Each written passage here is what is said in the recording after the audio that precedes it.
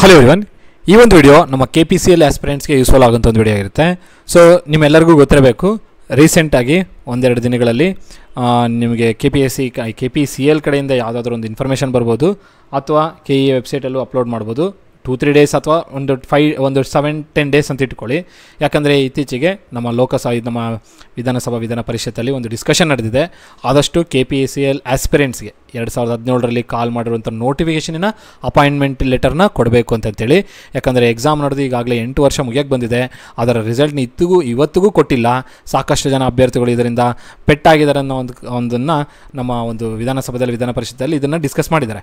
ಹಾಗಾಗಿ KPCL ಆಸ್ಪಿರೆಂಟ್ಸ್ಗೆ ಆದಷ್ಟು ಬೇಗನೆ ಅಪಾಯಿಂಟ್ಮೆಂಟ್ ಆರ್ಡರ್ಸ್ನ ರಿಲೀಸ್ ಮಾಡೋದಕ್ಕೆ ಒತ್ತಾಯ ಮಾಡಿದ್ದಾರೆ. ಈ ಒಂದು ಅಪಾಯಿಂಟ್ಮೆಂಟ್ ಲೆಟರ್ಸ್ ನೀವು ಯಾವತ್ತು ಎಕ್ಸ್ಪೆಕ್ಟ್ ಮಾಡ್ಬೋದಂದರೆ, ಇದು ಯಾವ ತಿಂಗಳು? ಮಾರ್ಚ್ ತಿಂಗಳು. ಸೊ ಮಾರ್ಚ್ ಎಂಡ್ ಒಳಗಡೆ ಅಥವಾ ನೆಕ್ಸ್ಟ್ ಮಂತ್ ಯಾವುದು? ಏಪ್ರಿಲ್ನ ಫಸ್ಟ್ ವೀಕು, ಇಷ್ಟರೊಳಗಡೆ ಅಪಾಯಿಂಟ್ಮೆಂಟ್ ಲೆಟರ್ಸು ಬರೋದು 99% ಗ್ಯಾರಂಟಿ ಇದೆ. ಎಷ್ಟು ಪರ್ಸೆಂಟು? 99%. ಇನ್ನು 1% ಏನೋ ಕಾರಣಾಂತರಗಳಿಂದ ಒಂದು ತಿಂಗಳು ಡಿಲೇ ಮಾಡ್ಬೋದು. ಬಟ್ ಅಪಾಯಿಂಟ್ಮೆಂಟ್ ಲೆಟರ್ಸ್ ಬರೋದಂತೂ ಗ್ಯಾರಂಟಿ ಆಗಿದೆ. ಇನ್ನು 1ರಿಂದ 2 ತಿಂಗಳು ಮ್ಯಾಕ್ಸಿಮಮ್ ಅಂದರೆ ಇಷ್ಟೇ ನೋಡಿ. ಮ್ಯಾಕ್ಸಿಮಮ್ ಅಂದರೆ ಇನ್ನು 1 to 2 ಮಂತ್ಸ್ ಒಳಗಡೆ ಅಪಾಯಿಂಟ್ಮೆಂಟ್ ಲೆಟರ್ಸು ಬಂದೇ ಬರುತ್ತೆ. ಸೊ ಯಾರೆಲ್ಲ KPCL ಆಸ್ಪಿರೆಂಟ್ಸು ಎಕ್ಸಾಮ್ ಬರೆದು ಪ್ರಾವಿಷನಲ್ ಲಿಸ್ಟಲ್ಲಿ ಶಾರ್ಟ್ ಲಿಸ್ಟ್ ಆಗಿದ್ದೀರೋ, ರೀಸೆಂಟಾಗಿ ಕನ್ನಡ ಎಕ್ಸಾಮ್ ನಡೀತು, ಅದ್ರದ್ದು ರಿಸಲ್ಟ್ ಕೂಡ ಬಂತು. ನನ್ನ ಚಾನಲಲ್ಲಿ ಅಪ್ಲೋಡ್ ಮಾಡಿಲ್ಲ. ಯಾಕಂದರೆ ಅಲ್ಲಿ ಶಾರ್ಟ್ ಲಿಸ್ಟ್ ಆಗುವಂಥ ಕ್ಯಾಂಡಿಡೇಟ್ಸ್ ಮೇನ್ ಲಿಸ್ಟಲ್ಲಿ 1-2 ಏನೋ ಇದ್ದಾರೆ. ಅದರಲ್ಲೂ ಎಲೆಕ್ಟ್ರಿಕಲ್ ಡಿಪಾರ್ಟ್ಮೆಂಟಲ್ಲಿ ಏನೋ ನೋಡಿದೆ ನಾನು. ಸೊ ಹಾಗಾಗಿ ಅಂಥ ದೊಡ್ಡ ಇನ್ಫಾರ್ಮೇಷನ್ ಅನಿಸಲಿಲ್ಲ. ಬಟ್ KPCL ಕಡೆಯಿಂದ ಕನ್ನಡ ಎಕ್ಸಾಮಿನ ರಿಸಲ್ಟ್ ಕೂಡ ಕಂಪ್ಲೀಟ್ ಆದಂಗೆ ಆಯಿತು. ಕನ್ನಡ ಎಕ್ಸಾಮ್ನ ಕಂಪ್ಲೀಟ್ ಮಾಡಿದ್ದಾರೆ. ಕನ್ನಡ ಎಕ್ಸಾಮಿನ ರಿಸಲ್ಟ್ ಕೂಡ ಕೊಟ್ಟಿದ್ದಾರೆ KE ವೆಬ್ಸೈಟಲ್ಲಿ. ಯಾರೆಲ್ಲ ಕನ್ನಡ ಎಕ್ಸಾಮಿನ ರಿಸಲ್ಟ್ ನೋಡಿಲ್ವಾ, KE ವೆಬ್ಸೈಟ್ಗೆ ಹೋಗಿ ಅಲ್ಲಿಂದ ಕನ್ನಡ ಎಕ್ಸಾಮ್ದು ರಿಸಲ್ಟ್ ಶೀಟ್ನ ನೀವು ಡೌನ್ಲೋಡ್ ಮಾಡಿಕೊಂಡು ಪಾಸ್ ಆಗಿದ್ದೇನೆ ಇಲ್ಲ ಅಂತ ನೋಡ್ಕೊಳ್ಬೋದು. ಸೊ ಅಪಾಯಿಂಟ್ಮೆಂಟ್ ಲೆಟರ್ಸ್ ಮಾತ್ರ ಇನ್ನು 1 to 2 ಮಂತ್ಸ್ ಒಳಗಡೆ ಇಶ್ಯೂ ಆಗೇ ಆಗುತ್ತೆ. ಯಾವುದರಿಂದ? ಯಾವ ಡಿಪಾರ್ಟ್ಮೆಂಟ್ ಕಡೆಯಿಂದ? KPCLಯಿಂದ. ಸೊ 2017 ನೋಟಿಫಿಕೇಷನು ಕಂಪ್ಲೀಟ್ ಆಗೋಗುತ್ತೆ 2025ಅಲ್ಲಿ. ಸೊ 8 ಇಯರ್ಸ್, ಮೊತ್ತ 8 ವರ್ಷ ತೊಗೊಂಡಿದ್ದಾರೆ ಈ ಒಂದು ರಿಸಲ್ಟ್ಸ್ನ ಕೊಡೋದಕ್ಕೆ, ಅಥವಾ ಅಪಾಯಿಂಟ್ಮೆಂಟ್ ಲೆಟರ್ಸ್ನ ಕೊಡೋದಕ್ಕಂತಲೇ ಇಟ್ಕೊಳ್ಳಿ. ಸೊ ಒಟ್ಟಾರೆ ಏನಪ್ಪ ಅಂದರೆ, ಖುಷಿ ವಿಚಾರ ಏನಂದರೆ, ಎಕ್ಸಾಮ್ ಇದು ಏನು ಅಪಾಯಿಂಟ್ಮೆಂಟ್ ಲೆಟ್ರ್ ಬರ್ತಾಯಿದೆ ನಿಮಗೆ. ಸೊ ಸಾಕಷ್ಟು ಜನ ಸ್ಟೂಡೆಂಟ್ಸ್ ನನಗೆ ಕಾಲ್ ಮಾಡ್ತಾಯಿದ್ರಿ, ಕೇಳ್ತಾಯಿದ್ರಿ, ಮೆಸೇಜು ಮಾಡ್ತಾಯಿದ್ರಿ, ಸರ್ ಯಾವಾಗ ನಮಗೆ ಅಪಾಯಿಂಟ್ಮೆಂಟ್ ಲೆಟ್ರ್ ಬರುತ್ತೆ, ಇದ್ರದ್ದೇನು ಕಂಪ್ಲೀಟ್ ಆಗುತ್ತಾ ಇಲ್ಲ, ಈ ನೋಟಿಫಿಕೇಷನ್ ಕಂಪ್ಲೀಟ್ ಆಗುತ್ತಾ ಇಲ್ಲ. ಸೊ ನೋಡಿ, ಈ ಒಂದು ನೋಟಿಫಿಕೇಷನ್ ಕಂಪ್ಲೀಟ್ ಆಗೋದ್ರೆ ನಿಮ್ಗೆ ನೆಕ್ಸ್ಟ್ ಇನ್ನೊಂದು ನೋಟಿಫಿಕೇಷನ್ ಇದೆ. ನನ್ನ ಪ್ರಕಾರ ನೋಡಿದ್ರೆ 200 to 300 ವೇಕೆನ್ಸೀಸ್ ಇರೋ ನೋಟಿಫಿಕೇಷನ್. ಸೊ ಯಾರಾದರೂ ಏನಾದರೂ ಹೇಳ್ಬೋದು, ಸರ್ ಅದರದ್ದು ಜನ್ರೇಷನ್ ಇಲ್ಲ, ಪವರ್ ರೆವಿನ್ಯೂ ಇಲ್ಲ, ಪವರ್ ಜನ್ರೇಟ್ ಆಗ್ತಿಲ್ಲ, ಇವಾಗ ಕರ್ನಾಟಕ ಗೌರ್ಮೆಂಟಲ್ಲಿ ಬೇರೆ ಫ್ರೀ ಉಚಿತ ವಿದ್ಯುತ್ ಕೊಟ್ಬಿಟ್ಟಿದ್ದಾರೆ, ಫ್ರೀ ಕೊಟ್ಟಿದ್ದಾರೆ, ಅದು ಇದಂತ ಹೇಳ್ತಾ ಇರ್ಬೋದು. ಬಟ್ ಆದರೂ 8 ವರ್ಷದೊಳಗಡೆ ಇಷ್ಟು ಮಿನಿಮಮ್ ನಂಬರ್ ಇದು, ಮಿನಿಮಮ್ ಇಷ್ಟು ವೇಕೆನ್ಸೀಸ್ ಕ್ರಿಯೇಟ್ ಆಗಿರುತ್ತೆ, ಕೊಡ್ತಾರೆ. ಯಾಕಂದರೆ ಈ 800 ಜನ ಇವಾಗ 700 ಜನ ತೊಗೊಳ್ತಾರಂದರೆ ಅವ್ರಿಗೆ ಮತ್ತೆ ಒಳಗಡೆ ರಿಕ್ರೂಟ್ಮೆಂಟ್ ಮಾಡ್ಕೊಂಡಿದ್ದಾರೆ, ಇನ್ನೊಂದು ನೋಟಿಫಿಕೇಷನ್ ಇರಲೇಬೇಕಲ್ಲ. ಯಾಕಂದರೆ ಎಂಪ್ಲಾಯ್ಸ್ ಇರೋಂಥ ಆರ್ಗನೈಸೇಷನ್ ಅದು, ಎಂಪ್ಲಾಯ್ಸ್ ಇಲ್ಲದಂಥ ಆರ್ಗನೈಸೇಷನ್ ಮಾಡೋದಕ್ಕೆ ಸಾಧ್ಯ ಇಲ್ಲ. ಕಾಂಟ್ರಾಕ್ಟ್ ಬೇಸಿಸ್ ಮೇಲೆ ಮಾಡ್ತಾರೆ, ಅದು ಇದಂತ ಹೇಳ್ಬೋದು. ಕಾಂಟ್ರಾಕ್ಟ್ ಬೇಸಿಸ್ ಮೇಲೆ ಮಾಡಲಿ, ಏನಾರ ಮಾಡಲಿ, ತೊಗೊಳ್ಬೇಕಾಗಿರೋಂಥ ವೇಕೆನ್ಸೀಸ್ ತೊಗೊಳ್ತಾರೆ. ಫಿಲ್ ಮಾಡಬೇಕಾಗಿರೋಂಥ ಪೊಸಿಷನ್ಸ್ಗೆ ಫಿಲ್ ಮಾಡೇ ಮಾಡ್ತಾರೆ. ಸೊ ಮುಂದೆ ಇನ್ನೊಂದು ನೋಟಿಫಿಕೇಷನ್ ಇದೆ ಅಂತ ಇಟ್ಕೊಳ್ಳಿ. KPTCLನ ನೋಟಿಫಿಕೇಷನ್ ಬರೋಳಗಡೆ KPCL ನೋಟಿಫಿಕೇಷನ್ ಬರ್ಬೋದು, ಅಥವಾ ಎರಡೂ ಒಟ್ಟಿಗೆ ಬರ್ಬೋದು, ಅಥವಾ KPTCL ನೋಟಿಫಿಕೇಷನ್ ಬಂದಾದ ನಂತರ KPCL ನೋಟಿಫಿಕೇಷನು ಬರ್ಬೋದು. ಒಟ್ಟಿಗೆ 2 ನೋಟಿಫಿಕೇಷನ್ಸ್ ಇದೆ.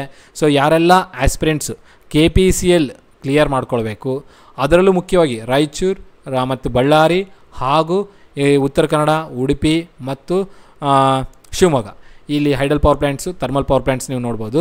ಸೊ ಹೈಡಲಲ್ಲಿ ಥರ್ಮಲಲ್ಲಿ ಜಾಬ್ ತೊಗೊಳ್ಬೇಕು, AE ಮತ್ತು JE ಆಗಬೇಕು, mechanical, civil, electrical, chemical supervisors ಹಾಗೂ ಕೆಮಿಸ್ಟ್ಗಳು. ಸೊ ಮುಂದೆ ಬರುವಂಥ ನೋಟಿಫಿಕೇಷನ್ಗಳು ಕೂಡ ಇದೇ ವೇಕೆನ್ಸೀಸ್ಗೆ ಮತ್ತಿನ್ನೊಂದು ನೋಟಿಫಿಕೇಷನ್ ನೋಡ್ತೀರಾ. ಸೊ ಹಾಗಾಗಿ ಇನ್ನೊಂದು ನೋಟಿಫಿಕೇಷನ್ಲಾದರೂ ನಿಮಗೆ ಕ್ಲಿಯರ್ ಮಾಡ್ಕೊಳ್ಳೋಕ್ಕೆ ಅವಕಾಶ ಇರುತ್ತೆ. ಹಿಂದೆ ರೀಸೆಂಟಾಗಿ ಕಾಲ್ ಮಾಡಿದ್ದು ಅಂದರೆ ಬರೆದ್ರಲ್ಲ, ಫೆಬ್ರವರಿ 18ನೇ ತಾರೀಕು, ಅವತ್ತು ಯಾರೆಲ್ಲ ಬರೆದು ಇನ್ನು ಮುಂದೆ ಬರ್ಕೊಳ್ಬೇಕಂತಿದ್ರೋ ಅವರು ಅವಕಾಶ ಸಿಗುತ್ತೆ.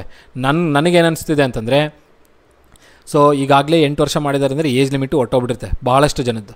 ಸೊ ಮುಂದೊಂದು ನೋಟಿಫಿಕೇಷನ್ ಏನು ಬರುತ್ತೋ ಅದಕ್ಕೆ ರಿಲ್ಯಾಕ್ಸೇಷನ್ ಕೊಡ್ಬೋದು. ಒಂದು 40-45 ಇಯರ್ಸ್ ಅವರು ರಿಲ್ಯಾಕ್ಸೇಷನ್ ಕೊಡ್ಬೋದು ಅಂತ ಅಂದ್ಕೊಂಡಿದ್ದೀನಿ. ಕೊಡ್ತಾರೆ, ಯಾಕಂದರೆ 8 ವರ್ಷ ಮಾಡಿದ್ದಾರೆ ಈಗಾಗಲೇ ನಮ್ಮ KPCL ಅವರು. ಮಾಡಬಾರ್ದು ತಪ್ಪು ಮಾಡಿಬಿಟ್ಟಿದ್ದಾರೆ, ಆಗಬಾರ್ದು ಆಗೋಗಿದೆ. ಒಟ್ಟಾಗೆ ನಿಮಗೆ ಮುಂದೊಂಥ ನೋಟಿಫಿಕೇಷನ್ ಬಂದರೆ ರಿಲ್ಯಾಕ್ಸೇಷನ್ ಸಿಗೋ ಚಾನ್ಸ್ ಇರ್ಬೋದು. ಸೊ ಹಾಗಾಗಿ ಪ್ರಿಪೇರ್ ಆಗೋದು ಆಗ್ತಾಯಿರಿ. 40 to 45 ಇಯರ್ಸ್ ಒಳಗಡೆ ಇರೋರು, 40 to 45 ಇಯರ್ಸ್ ಒಳಗಡೆ ಇರೋರು, ಅದು 43 ಕೊಡ್ಬೋದು, 42 ಕೊಡ್ಬೋದು, ಅಥವಾ 45 ಕೊಡ್ಬೋದು ರಿಲ್ಯಾಕ್ಸೇಷನ್ ಕೊಟ್ಟಿದ ನಂತರ. ಸೊ ಒಟ್ಟಿಗೆ ಇಷ್ಟು ಏಜ್ ಒಳಗಡೆ ಇರೋವರೆಗೂ ನೀವೇನು ಮಾಡ್ಬೋದು, ಪ್ರಿಪೇರ್ ಆಗೋದಕ್ಕೆ ಸ್ಟಾರ್ಟ್ ಮಾಡ್ಬೋದು. ಮುಂದಂತೂ ನೋಟಿಫಿಕೇಷನ್ ಇದೆ. ಇದು ಬಿಟ್ಟು ನಮ್ಮ ಮೆಕ್ಯಾನಿಕಲ್ ಆಸ್ಪಿರೆಂಟ್ಸ್ಗೆ ಮತ್ತು ಎಲೆಕ್ಟ್ರಿಕಲ್ ಸಿವಿಲ್ ಅವರಿಗೆ ಮುಂದೆ ಇನ್ನೊಂದು ನೋಟಿಫಿಕೇಷನ್ ಇದೆ, lecturer department, lecturer diploma college, ಅದು KPS ಇಂದ ಬರುತ್ತೆ. ಆ notification big number of vacancies ಇದೆ. ಸೊ ಯಾರೆಲ್ಲ ಪ್ರಿಪೇರ್ ಆಗ್ತಿದ್ದಾರೆ ಸೀರಿಯಸ್ ಆಗಿ, ಅದಕ್ಕೆ ಚೆನ್ನಾಗಿ ಪ್ರಿಪೇರ್ ಆಗಿ. ಈ PhD ಆಗಿರೋರು, MTech ಆಗಿರೋವಂಥವ್ರಿಗೆ ಒಳ್ಳೆಯ ಅವಕಾಶ ಇದು. Even though if you are 40-45 years ಇದ್ರೂ ಅದಕ್ಕೆ ಎಲಿಜಿಬಿಲಿಟಿ ಭಾಳನೇ ಇರುತ್ತೆ.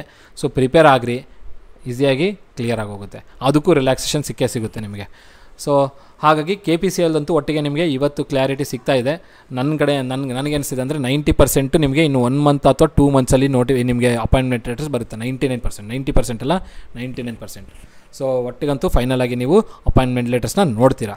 ಸೊ AE, JE ಮತ್ತು ಕೆಮಿಕಲ್ ಸೂಪರ್ವೈಸರ್ಸ್ ಹಾಗೂ ಕೆಮಿಸ್ಟ್ರಿಗಳು, ಮೆಕ್ಯಾನಿಕಲ್, ಎಲೆಕ್ಟ್ರಿಕಲ್, ಸಿವಿಲ್ ಹಾಗೂ ಕೆಮಿಕಲ್ ಇಂಜಿನಿಯರ್ಸ್ ಇವರೆಲ್ಲರಿಗೂ, ಮತ್ತು ಎಲೆಕ್ಟ್ರಾನಿಕ್ಸ್ ಆ್ಯಂಡ್ ಕಮ್ಯುನಿಕೇಷನ್ ಮಾಡಿರೋರು ಜೂನಿಯರ್ ಇಂಜಿನಿಯರ್ ಶಾರ್ಟ್ ಲಿಸ್ಟ್ ಆಗಿದ್ದಾರಲ್ವ, ಸೊ ಅವ್ರಿಗೂ ಈ ಒಂದು ಏನಂತಾರೆ ಅಪಾಯಿಂಟ್ಮೆಂಟ್ ಲೆಟರ್ಸ್ ಇಶ್ಯೂ ಆಗ್ತವೆ, ಸದ್ಯದಲ್ಲೇ ಇಶ್ಯೂ ಆಗ್ತವೆ.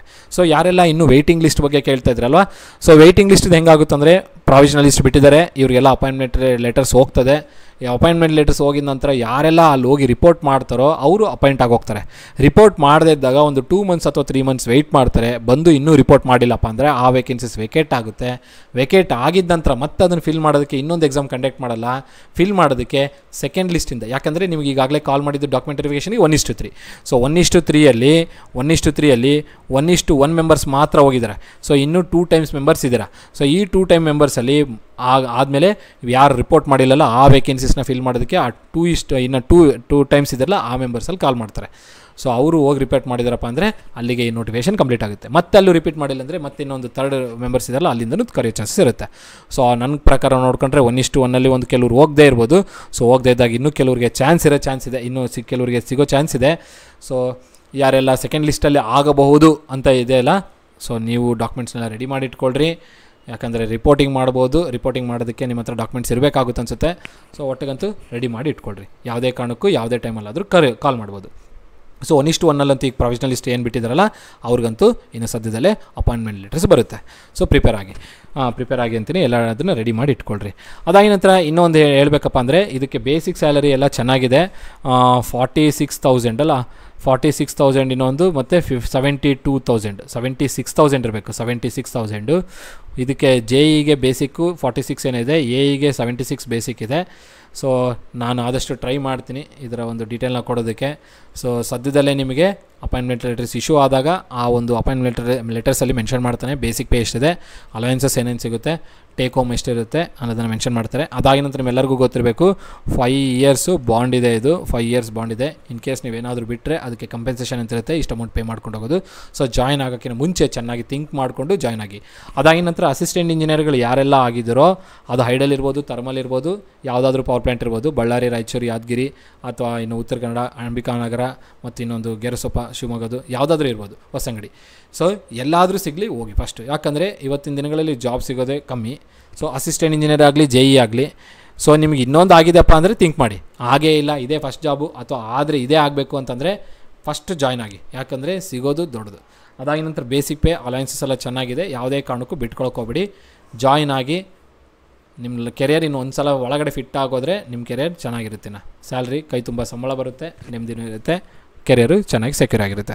ಸೊ ಇದ್ರ ಮೇಲೆ ಇನ್ನೂ ಏನಾದರೂ ಡೌಟ್ಸ್ ಇತ್ತಪ್ಪ ಅಂದರೆ ಈ KPCL ಸಂಬಂಧಪಟ್ಟಿದ್ದು ನೀವು ನನಗೆ ಕಮೆಂಟ್ ಸೆಷನಲ್ಲಿ ಮೆನ್ಷನ್ ಮಾಡೋದು, ಅದನ್ನು ನೋಡಿ ನಾನು ನಿಮಗೆ ರಿಪ್ಲೈ ಮಾಡ್ತೀನಿ.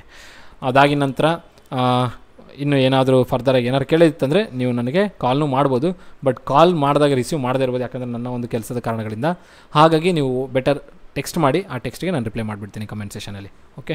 ಸೊ ಈ ವಿಡಿಯೋ ನಿಮಗೆ ಇಷ್ಟ ಆದರೆ ಲೈಕ್ ಮಾಡಿ, ಹಾಗೂ ಚಾನಲ್ಗೆ ಇನ್ನೂ ಸಬ್ಸ್ಕ್ರೈಬ್ ಆಗದೇ ಇದ್ದರೆ ಸಬ್ಸ್ಕ್ರೈಬ್ ಮಾಡಿ. ಯಾಕಂದರೆ ಮುಂದೆ ಏನಾದರೂ ಅಪ್ಡೇಟ್ ಬಂತಂದರೆ ಅಪ್ಡೇಟ್ನ ನಿಮ್ಗೆ ಕೊಡೋದಕ್ಕೆ ಸಬ್ಸ್ಕ್ರೈಬ್ ಆಗಿರಬೇಕಲ್ಲ, ನಿಮ್ಗೆ ನೋಟಿಫಿಕೇಷನ್ ಬರುತ್ತೆ ಬೆಲ್ ಐಕನ್ನ ಪ್ರೆಸ್ ಮಾಡಿದಾಗ. ಸೊ ಸಬ್ಸ್ಕ್ರೈಬ್ ಆಗಿ. ಅದಾಗಿ ನಂತರ ನಿಮಗೆ ಈ KPCL ಗ್ರೂಪ್ಸ್ ಯಾವುದಿದೆಯೋ ಆ ಗ್ರೂಪ್ಸಲ್ಲಿ ಈ ಒಂದು ವಿಡಿಯೋನ ಸೆಂಡ್ ಮಾಡಿ. ಯಾಕಂದರೆ ಎಲ್ಲರೂ ಅವೇರ್ ಆಗಲಿ. ಸಾಕಷ್ಟು ಜನ ಅವೇರ್ ಆಗದೇ ಇರೋ ಕಾರಣದೇ ಎಕ್ಸಾಮ್ನ ಅಟೆಂಡ್ ಮಾಡಲಿಲ್ಲ. ಅವೇರ್ ಆಗಿದ್ದರೆ 50,000 ಅಪ್ಲಿಕೇಶನ್ಸ್ ಬಿದ್ದಿದ್ದು. ಇದಕ್ಕೆ ಟೋಟಲ್ 50,000 ಅಪ್ಲಿಕೇಶನ್ಸ್ ಬಿದ್ದಿದ್ದು. 50,000 ಅಪ್ಲಿಕೇಶನ್ಸಲ್ಲಿ ಅಟ್ಲೀಸ್ಟ್ ಒಂದು 20-25,000 ಆದರೂ ಅಟೆಂಡ್ ಮಾಡ್ತಾಯಿದ್ರು. ನಮ್ಗೆ ಅಟೆಂಡ್ ಮಾಡಿದ್ದೆ 8,000ರಿಂದ 10,000 ಜನನೂ ಅಟೆಂಡ್ ಮಾಡಿದ್ರು ಎಕ್ಸಾಮ್ನ ಅಷ್ಟೇ, ಎಲ್ಲ ಡಿಪಾರ್ಟ್ಮೆಂಟ್ಸಿಂದ. ಸೊ ಯಾಕಂದರೆ ಇನ್ಫಾರ್ಮೇಷನ್ ಭಾಳ ಜನಕ್ಕೆ ರೀಚ್ ಆಗಲಿಲ್ಲ. ಅದು ರೀಚ್ ಆಗದೇ ಇರೋಕ್ಕಂದ್ರೆ less number of students attend ಮಾಡಿದರು. ಕಾಂಪಿಟೇಷನು ಚಿಕ್ಕದಾಗಿತ್ತು ಇಲ್ಲಿ. ಸೊ ಆದಷ್ಟು ಈ ವಿಡಿಯೋ ಎಲ್ಲರಿಗೂ ರೀಚ್ ಆಗಲಿ, ಯಾರಿಗೆ ಗೊತ್ತಿಲ್ಲ ಅವ್ರಿಗೆಲ್ಲ ಗೊತ್ತಾಗಲಿ. ಸೊ ಈ ವಿಡಿಯೋ ಇಷ್ಟ ಆದರೆ ಲೈಕ್ ಮಾಡಿ, ಸಬ್ಸ್ಕ್ರೈಬ್ ಮಾಡಿ ಹಾಗೂ ಚಾನಲ್ನ ಶೇರ್ ಮಾಡಿ. ಇಷ್ಟನ್ನ ಹೇಳ್ತಾ ಈ ವಿಡಿಯೋ ಎಂಡ್ ಮಾಡ್ತೇನೆ. ಎಲ್ಲರಿಗೂ ಧನ್ಯವಾದಗಳು. Have A nice day.